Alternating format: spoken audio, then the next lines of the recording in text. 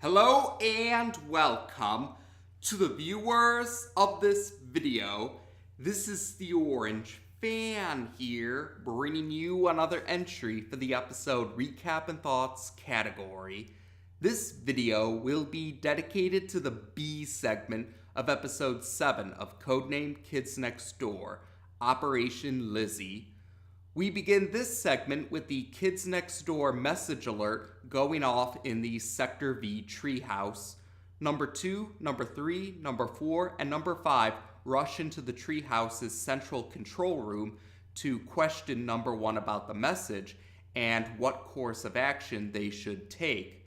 But they notice that number 1 has a cheerful expression on his face as he's reading this message. Once he's snapped out of his thoughts, Number 1 says that this is something that he can take care of on his own and says that his teammates can take the day off. He then activates his rocket boots and flies out of the treehouse.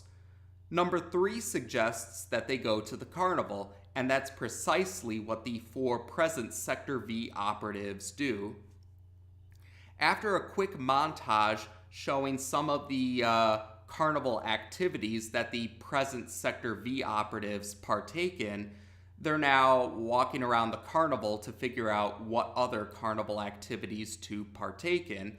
But they also talk about how they feel bad that number 1 is off on some sort of mission while the rest of them are having fun right now. It's after this conversation, however, when number 5 notices that number 1 actually is at the carnival right now, and she brings this to the attention of the rest of the Sector V operatives. The 4 Sector V operatives notice that number 1 is walking in the middle of the carnival while holding hands with a red-headed girl who's wearing a yellow t-shirt, a blue skirt, and glasses. Number 1 notices that his teammates and friends have spotted him, and he quickly lets go of the girl's hand and awkwardly greets his friends as they walk up to him and the girl. The girl, voiced by Grey Griffin, although this series was made when she was credited as Grey Delisle, questions number 1 if he intends to introduce her to his friends, and she also refers to number 1 by the nickname of Nigel. Number 5 also questions number 1 about introductions, and she refers to number 1 as Nigel as well, but with a teasing tone. Number 1 introduces his friends to the girl whose name is revealed to be Lizzy, and number 2 and number 4 waste no time in teasing number 1. They even sing the Sitting in a Tree song.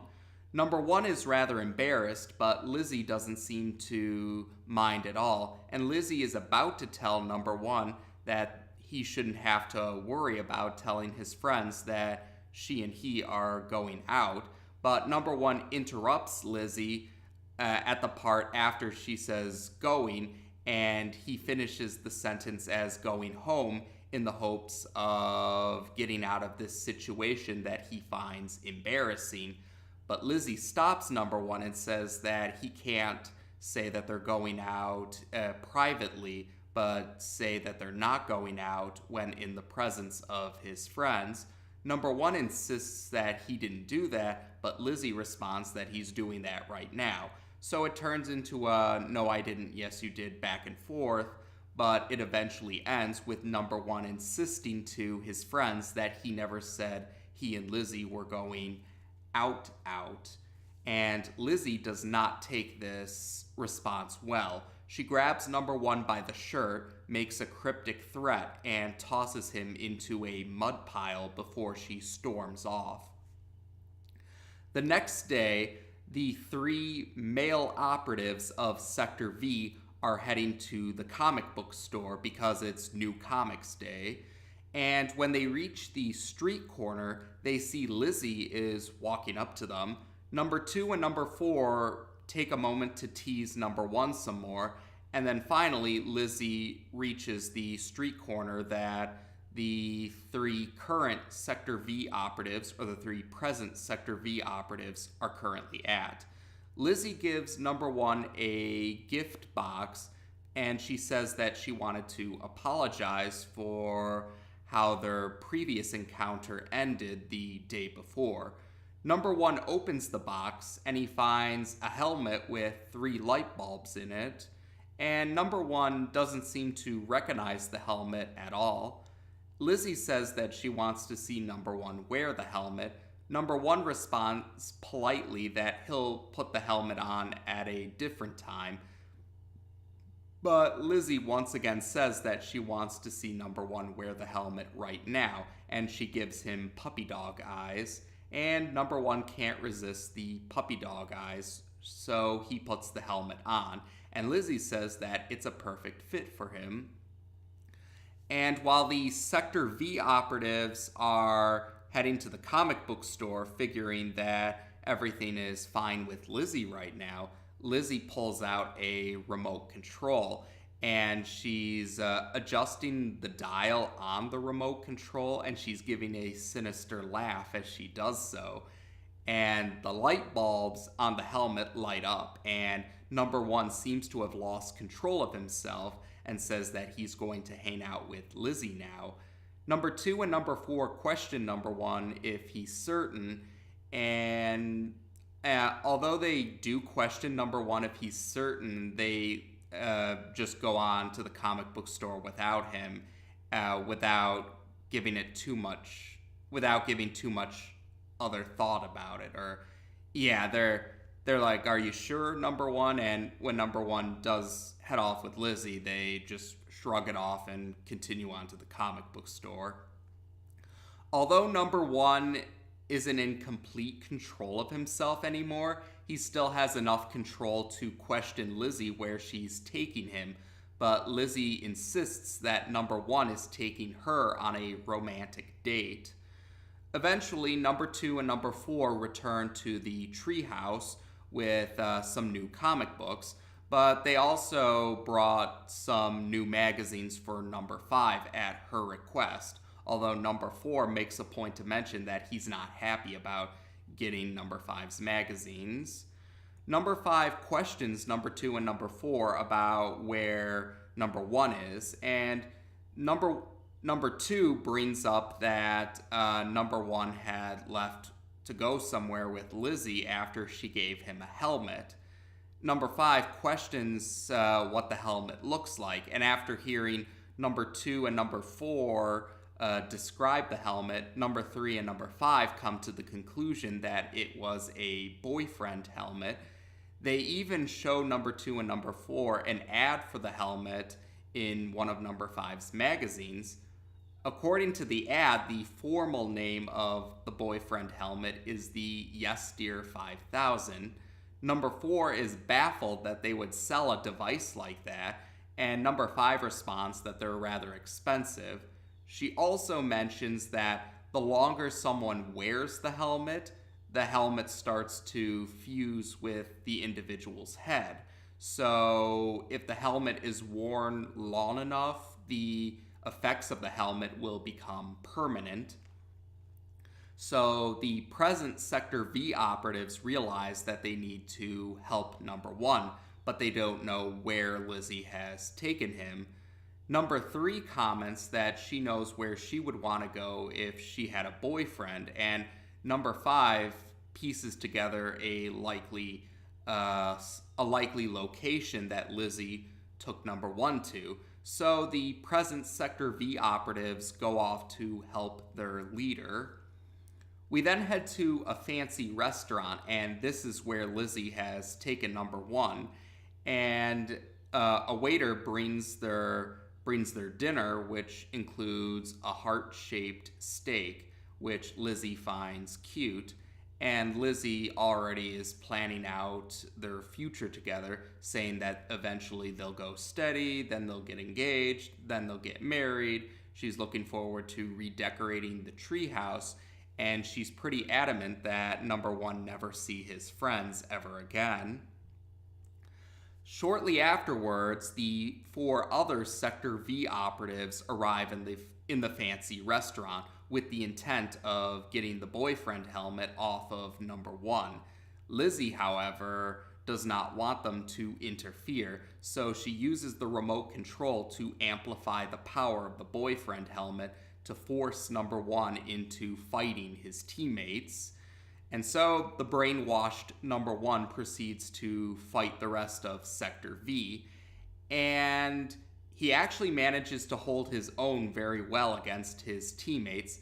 Whether it's his own skill, the effects of the boyfriend helmet, or a combination of both is not entirely clear. Although the boyfriend helmet does seem to make Numbuh act more feral compared to how he normally acts. But, like I said, he's able to hold his own against his teammates. There's even a part during the fight where he's able to create an ice sculpture, which he gives to Lizzy. Eventually, though, the 4 other Sector V operatives are able to simultaneously use their 2x4 technology against the brainwashed Numbuh, which manages to overpower the brainwashed Numbuh. But Lizzy refuses to give up, and she uses the remote control to put the effects of the boyfriend helmet at max power. This causes Numbuh to break free from the trap that he was placed in, and it also causes the other Sector V operatives to be flung back, and some forks also fly everywhere as a result of him breaking free. So the Sector V operatives, the 4 other Sector V operatives, I should clarify, are pinned to the wall by forks now. Numbuh returns to his seat at the table that he and Lizzy were sitting at originally, and we see that the helmet is starting to fuse with Numbuh head. Suddenly, though, the waiter returns with their check, and Numbuh is infuriated because he thinks that they're overcharging for the steak, but this ends up being a good thing because in Numbuh frustration, the boyfriend helmet is destroyed, so he's free of the boyfriend helmet now. And he rather calmly tells Lizzy not to ever make him wear the boyfriend helmet ever again. She questions him about what he's going to do now. Numbuh takes a moment to look at his teammates that are pinned to the wall, and then he suggests that he and Lizzy go get some ice cream. So the segment ends with Numbuh and Lizzy finding out that they both like pistachio ice cream, and Lizzy saying that Nigel Uno is a neat person.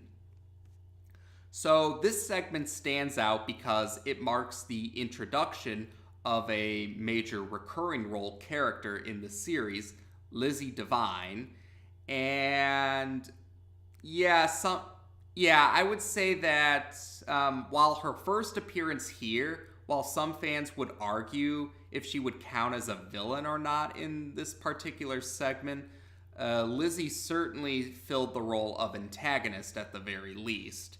And although she does seem to, Lizzy doesn't come off quite as, or Lizzy doesn't really fulfill the antagonist role in later appearances. Or I guess some might argue that Lizzy could be considered as having an antagonistic role in certain segments, but for the most part, Lizzy ends up being more of an ally than an antagonist in her other appearances. And Lizzy does have one more appearance in Season 1. It's towards the end of Season 1, but yeah, most fans seem to agree that it's around Season 2 when Lizzy acts more like an ally rather than an antagonist. And Lizzy is also a base-breaking character. There are some fans that really like Lizzy, some fans that aren't very fond of Lizzy, to say the least. And then there are some fans, though, that don't really feel too strongly about Lizzy either way. Like, maybe they're not the biggest fans of Lizzy, but they also don't have a grudge against Lizzy, or they don't really have anything against Lizzy personally. It's just more probably just don't feel too strongly about Lizzy either way. And as for myself, yeah, I would have to say it's more. Yeah, I would have to say that I don't have anything against Lizzy myself. Yeah, I don't have anything against Lizzy myself. And although I will say that I do actually prefer another pairing that Numbuh is a part of. Or yeah, there's a fan preferred pairing that yeah I do prefer a pairing involving Numbuh over his pairing with Lizzy, and that will be made clear later on in a later episode. I think I'll bring it up once we cover the episode that, if not started the interest in this pairing, then at least what made this pairing more prevalent in the eyes of most fans. So we'll cross that bridge when we eventually get to it. But yeah, even though I might prefer a different pairing that Numbuh is a part of, I have nothing against Lizzy in particular. And while I'm thinking about it, actually, Tom Warburton did mention on one of his blog posts that apparently Lizzy had a different design compared to the design that we see in the series itself. According to Tom Warburton's blog post, he said that the executives were not big fans of Lizzy's proto design, and so that's why they ended up changing it into the design that we see in the series itself. Now, at least in my experience, I have not been able to find what Lizzy's proto design looks like. I haven't found out what it looks like and how that design differs compared to Lizzy's. Yeah, I haven't been able to find Lizzy's proto design, and I'm not sure how it differs compared to Lizzy's current design or final design. But whether it is still floating around in the internet somewhere, or it, for whatever reason, hasn't been posted on the internet, I'm not entirely sure. But maybe one day Lizzy's proto design will be. Maybe someday we'll be able to figure out what Lizzy's proto design looks like in comparison to her final design. But the other big thing about Lizzy is actually a revelation that happened after the series had ended. A few years ago, at least as of the recording of this video anyway, there was a teaser that was released on an April Fool's Day. And yeah, a few years ago, there was an April Fool's Day teaser that was posted. And this teaser was actually posted with the intent of getting the sequel series or spin-off series greenlit. Unfortunately, as of the recording of this video, the sequel series has not been greenlit yet, but Tom Warburton is still hopeful that the sequel series will be greenlit someday in the future, and I'm hoping that happens as well. But the main thing about the teaser, though, is that it revealed something important about Lizzy. I don't want to give it away here, partially because it involves a storyline that doesn't get covered until season 6, and partially because if they do end up getting that sequel series, because this revelation only happened in the teaser so far, not in the initial series. Although I am considering dedicating a video to that teaser. But in any case, the bottom line that I am willing to say for now about that teaser is that it puts Lizzy's personality and her motives into question. It seems to suggest that the personality that we've been seeing of Lizzy in the series is not Lizzy's true personality.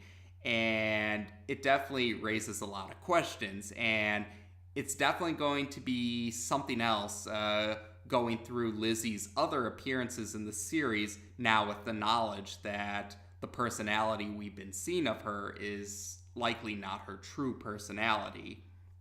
So it's definitely going to be a surreal appearance, to say the least. But otherwise, I think that I think that's about the essentials for this particular segment. So as of this video, we've now discussed the B segment of episode 7 of Codename Kids Next Door on this channel. Take care, and until next time.